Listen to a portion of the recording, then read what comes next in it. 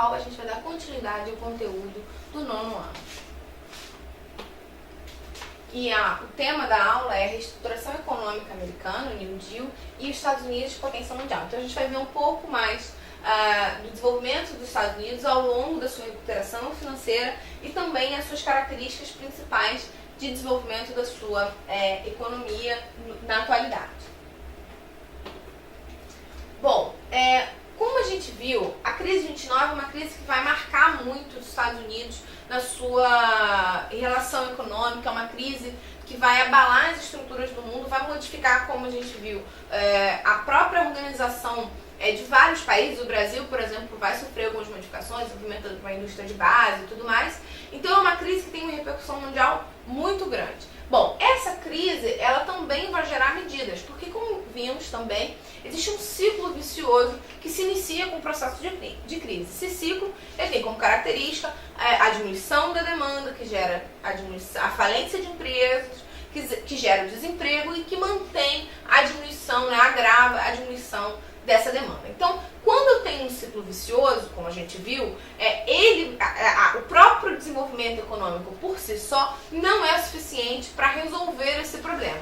Então, o que é necessário, né? O que foi pensado como necessário? É importante que exista, que se crie um elemento externo para modificar as relações dentro da lógica ali de crise. Então eu preciso interferir para quebrar esse ciclo. Se eu tenho um ciclo vicioso, eu preciso ter um ciclo virtuoso, eu preciso quebrar esse ciclo. Então como é que eu faço isso? A resposta à crise, né, como resposta à crise, o então presidente Franklin Roosevelt, ele cria o New Deal, né, uma série de políticas de aumento da intervenção do governo na economia. Então aqui está o Roosevelt e eu vou modificar a lógica de intervenção do Estado. Eu deixo de acreditar simplesmente no livre comércio e começo a acreditar numa política de intervenção estatal maior. Quando a gente estuda a Guerra Fria, a gente estuda muito que existem os capitalistas e os socialistas, onde os socialistas têm uma economia planificada, que o Estado controla a economia, que funciona por planos, geralmente quinquenais, de 5 em 5 anos, e o capitalismo defende o livre comércio, a diminuição da intervenção, a economia de mercado e tudo mais.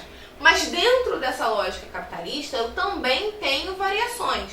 Eu posso ter o livre comércio, que é uma das bases do desenvolvimento do capitalismo, que existem muitos defensores que eles acreditam que a própria lei da oferta e da demanda é suficiente para manter o capitalismo funcionando, né? E você tem pensadores e defensores de que é necessário que o Estado tenha algum controle da economia para evitar crises mais drásticas e que também possa intervir na economia, formando uma economia mais justa, uma economia que vai promover um bem-estar social maior. Então, a gente pode observar aqui que os Estados Unidos ele vai modificar a sua lógica de intervenção. Esse livre comércio que a gente tinha visto, ele não é suficiente para manter o bem-estar. Então eu preciso ter, como a gente viu, uma quebra desse ciclo vicioso. E aí a política adotada é o keynesianismo. O keynesianismo ele vai defender uma maior participação do Estado na economia. Então o que ele vai fazer? Ele vai começar a criar empregos, investir no desenvolvimento de empregos, melhorar as condições do trabalhador. Então, por exemplo, típico de política de intervenção do Estado. Não necessariamente que foram realizadas pelos Estados Unidos, mas que são políticas do Estado para melhorar a economia. O 13º salário, por exemplo, é uma medida que ajuda a melhorar a economia, porque ele incentiva o consumo. Férias também é um tipo de política que ajuda a economia, porque estimula o comércio, porque estimula o tempo livre. As próprias 8 horas de trabalho, né, leis trabalhistas em geral, acabam, por um lado, prejudicam o empregador, porque tem mais gastos, mas por outro lado, facilitam o consumo, e aí por isso vão estimular a produção também. Então, obras públicas, emprego para as pessoas por obras públicas. Então é muito comum, você abre um buraco, fecha um buraco, cria uma obra, cria uma grande construção, mesmo sendo desnecessário, porque se eu abrir uma obra pública, eu vou ter que contratar uma série de funcionários. Então, isso vai fazer com que o dinheiro público fique circulando. Então, essas pessoas vão trabalhar, vão fazer a obra, vão descampar em algum lugar, e aí eles estão economia, e assim eu vou dinamizando a economia e eu vou quebrar essa lógica. E essa lógica de keynesianismo vai lançar uma série de políticas que a gente chama de políticas de bem-estar social. Ou seja, são políticas que vão promover o bem-estar da população. Apesar da gente ver isso especificamente, né, quando a gente está falando de Estados Unidos, quando a gente está falando do New Deal desenvolvido pelo Roosevelt, os Estados Unidos nunca levou essas políticas num modo radical. Você ainda tem, por exemplo, a manutenção de setores que são considerados importantes para o setor privado. Por exemplo, a saúde americana é uma saúde que é privatizada, ela não é pública. Então, o cidadão americano tem que pagar para utilizar, pode pagar um plano, pode pagar um seguro de saúde. O governo, eventualmente, caso a população não possa, paga, mas é muito raro. Já, quando a gente vai olhar a Europa, esse tipo de política realmente foi empregado de forma bem mais radical. Então, a gente vai olhar o sistema europeu de saúde. Inglaterra, por exemplo, todo público. França, todo público. Eu tenho escolas públicas de qualidade. Então, desse modo, quando eu crio políticas de bem-estar social, ou seja, eu mantenho a segurança, eu dou educação de qualidade pública, eu dou saúde de qualidade pública. Lembrando mais uma vez, isso não se aplica aos Estados Unidos, isso é de uma forma geral. Eu ofereço as condições básicas, eu dou acesso à habitação, eu favoreço que o salário desse trabalhador ele não seja gasto em outras coisas, ele possa ser gasto em consumo. E aí eu melhoro a qualidade de vida da população. Aqui são retratos, dois desses aqui são de um pintor conhecido como Norman Rockwell, que mostra um pouco a criação desse American Way of Life. Esse American Way of Life vai ter o cúmulo, né? O que significa isso primeiro? American Way of Life é o modo de vida americano, né? Então é uma maneira quando os Estados Unidos vão começar de fato a exportar parte da sua cultura, parte da sua maneira de existir, e vai vender para o mundo que essa é a melhor maneira de viver. Então todo mundo vai começar a copiar o American Way of Life. Então você seja como americano, você consuma os produtos americanos, isso favorece ao comércio, isso é bom para você. As donas de casa podem comprar vários utensílios domésticos, ou seja, eu crio uma lógica de consumo. Então é uma maneira muito importante de se associar às políticas de bem-estar social. São políticas que vão favorecer ao cidadão a ter acesso ao que ele precisa, e ele pega o dinheiro e gasta com o consumo. E aí eu crio uma vida americana perfeita. Nesse momento, por exemplo, que vai se arrastar até pós-Segunda Guerra Mundial, né? A gente vai ver a Segunda Guerra Mundial mais pra frente, mas isso vai se arrastar pós, principalmente na década de 50, 60, que isso vai ganhar, né, uma grande força. Isso vai ajudar muito os Estados Unidos na hora da propagação das suas ideias de capitalismo, uma vez que o socialismo não vai oferecer esse apelo visual, esse apelo de consumo, esse acesso às coisas. Então isso também contribui bastante para essa adoção do American Way of Life, essa propaganda de modelo de vida. Bom, e um marco importante também, pensando em política externa dos Estados Unidos, são os Estados Unidos na Segunda Guerra Mundial. A participação dos Estados Unidos na Segunda Guerra Mundial é mais veemente, mais decisiva nesse processo, né? Uma vez que eles são considerados fundamentais para a vitória dos aliados. Os Estados Unidos da América até então não haviam entrado na Segunda Guerra, né, para ficar bem claro. Porém, no ano de 1941, o presidente norte-americano Franklin Roosevelt enviou tropas para do exército estadunidense para a Europa. Eles decidem, apesar do exército americano não ser considerado um exército muito treinado, uma vez que eles não estavam acostumados com a guerra como os europeus, eles são em grande volume, né? Na Primeira Guerra Mundial isso é mais claro, na Segunda Guerra Mundial eles já são bem mais treinados, verdade.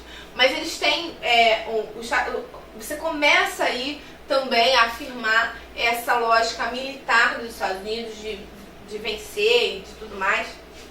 Inclusive, os paraquedistas são muito valorizados nesse momento, no dia deles, invadem as praias da Normandia e são fundamentais, são considerados fundamentais para a vitória dos aliados. Isso também traz para os Estados Unidos um papel muito importante na política externa americana, porque ele vai começar a ganhar um status muito maior. E a partir disso, ele vira a grande potência isolada, né, do mundo, onde nenhum outro país chega perto do poderio militar americano. Eles investem muito em forças armadas e eles continuam mantendo isso. Existe uma série de televisão chamada Band of Brothers, que mostra um pouco de uma brigada americana durante a Segunda Guerra Mundial. A Segunda Guerra Mundial é uma guerra muito violenta, também porque ela é muito televisionada, e aí ela vai dar início também a uma outra condição política que nós já vimos, que é a Guerra Fria. A partir desse momento que você vai ter a divisão realmente, quando tem o fim da Segunda Guerra Mundial, que eu vou ter a divisão do mundo entre as potências, que foram potências, inclusive, muito participativas dentro dessa guerra, né? Que são fundamentais para a vitória dessa guerra. Inclusive, a gente sabe muito da participação americana, mas por questões óbvias, porque muito da história a gente acaba conhecendo através dos olhos dos americanos, né? Por causa do cinema e tudo mais, mas também os russos foram muito importantes. Morreram muitos russos, inclusive, durante a Segunda Guerra Mundial, e isso também vai colocar esses dois modelos econômicos e políticos em choque, gerando a Guerra Fria, né? Gerando todas as mudanças que a gente conhece. Então a gente tem aqui o panorama da Segunda Guerra Mundial.